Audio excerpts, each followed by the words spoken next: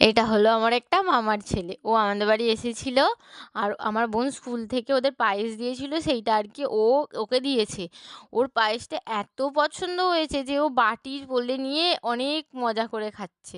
আর দেখো ওর বসার স্টাইলটা কি সুন্দর, পুরো সভ্য ভদ্র।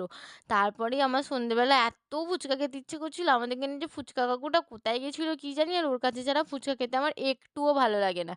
ফুচকা যে কতদিন পর খাচ্ছি ওর কাছ থেকে, কোথাওই ফুচকা খাইনি এতদিন। মন প্রাণ পুরো তৃপ্তি হয়ে পড়ে গেল। এর ফুচকা না খেলে যেন কিছুই ভালো লাগে না। তোমাদের কোথায়, কোথায় এরকম ফুচকা কাকু আছে গো, কমেন্টে জানিও। শীতকাল পড়ে গেছে, এখানে ডিম টোস্ট করেছি, এখানে টমেটো পুড়িয়ে ছালটা ধুয়ে রেখে দিয়েছি, আর এখানে বেগুনটা পোড়া করছি। আজকে বেগুন ভর্তা বানাবো। যা টেস্টি খেতে হয় না। আর যে সবাই তো জানো শীতকালে বেগুন পোড়া না হলে বাঙালির বাড়িই হবে না। বেগুনটাকে পুড়িয়ে এবার দেখো আস্তে আস্তে ছালটা ছাড়িয়ে নিচ্ছি। যা গরম না, হাতে তাত লেগে যাচ্ছিল, তারপরেও করেছি।